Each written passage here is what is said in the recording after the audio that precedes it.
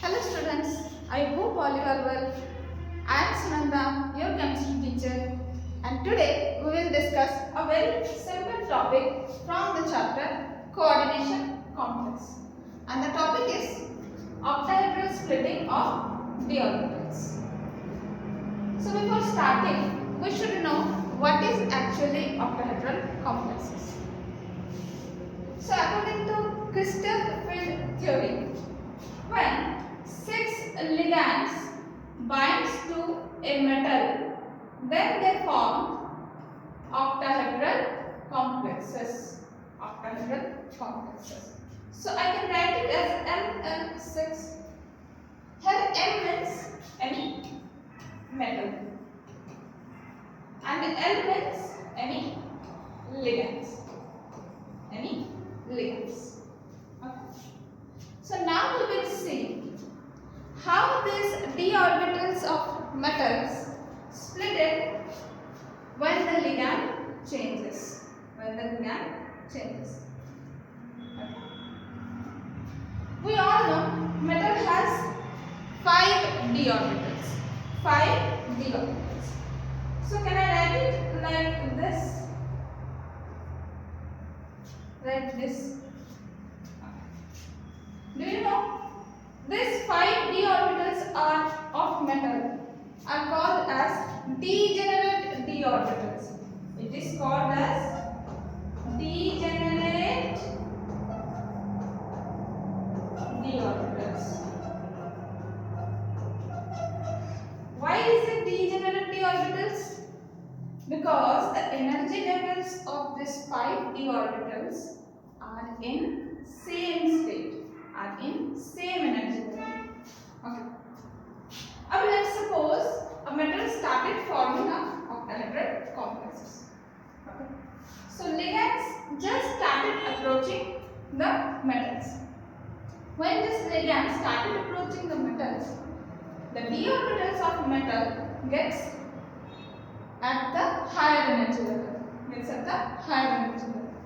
Okay. So can I write it? Like the energy level increases from this level to this level.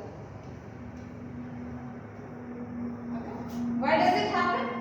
Because ligands started approaching near the metals. Okay.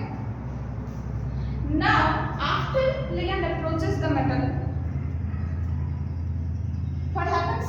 Ligand started binding with the d orbitals of metals.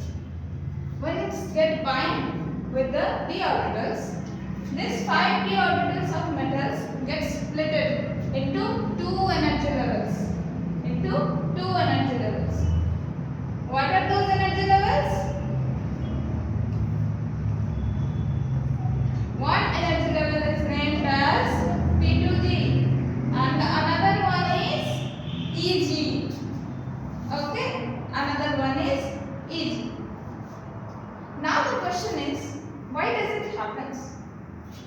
So according to crystal field theory, these ligands are considered as point charge.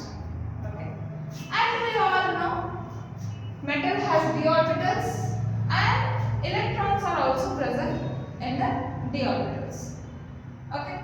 So when the ligand started approaching the d orbitals of the metals, it gets a repulsion between them. It creates a repulsion between them.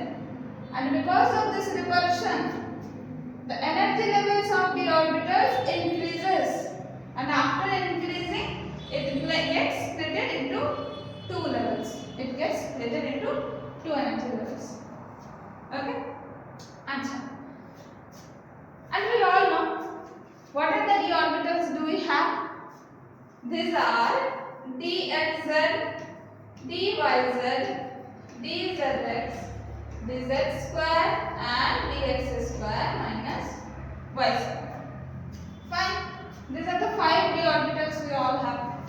And after splitting, it becomes dxz, dyz and dzx. Okay. These 3 d orbitals named as P2G.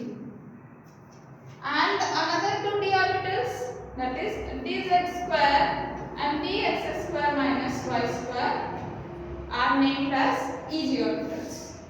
Okay. And the energy level between them is named as barycenter. Energy level between them are named as barycenter. Okay. After splitting, the energy between T2G and Eg is denoted as delta naught. Delta naught. Delta naught means octahedral splitting energy. Octahedral splitting energy. Okay. And the energy from barycenter to Eg is 0.6 delta naught, and the energy from barycenter to Eg is minus 0.4 delta naught. 4 delta naught. Okay. This is the basic d orbital splitting of metal under the influence of 6 ligands. This is very important from the exam point of view. Okay. And I have also told why the d orbitals of the metals get split. This is also very important. Now we will see what will be the changes of this splitting energy when the ligands also gets changed. We all know, according to spectrochemical series, we have different types of ligands. Some ligands are strong field ligands, some are weak field ligands. If we don't know, we will study about it. Just relax. Now we will see how this splitting changes according to ligands. According to ligands. Let's suppose these are the 5 d orbitals which are in degenerate state. What does degenerate means? It means into the same energy level. Fine. Now let's suppose this is one metal. One metal is bonded with two different type of ligands. Two different type of ligands.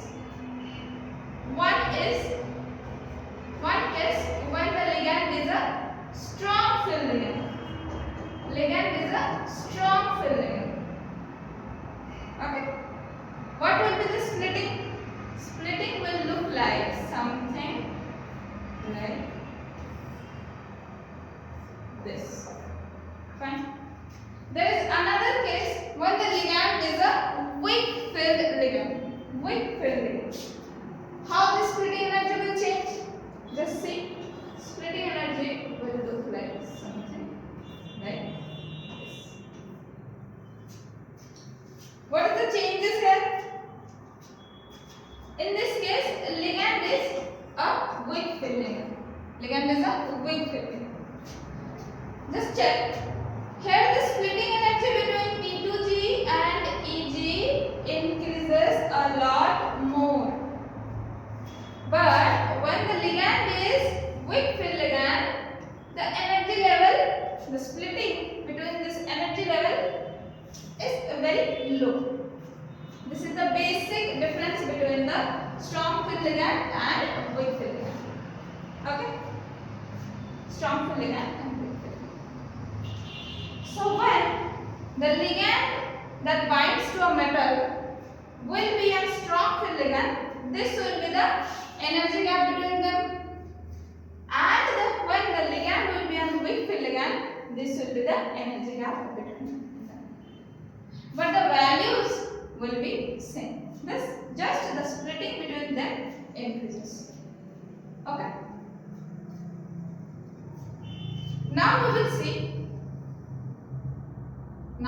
see how the electronic configuration also varies when the ligands become strong field or weak field. Okay.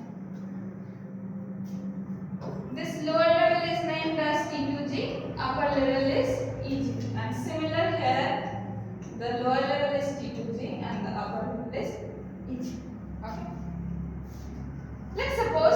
have D4 configuration. D4 configuration. What does D4 means?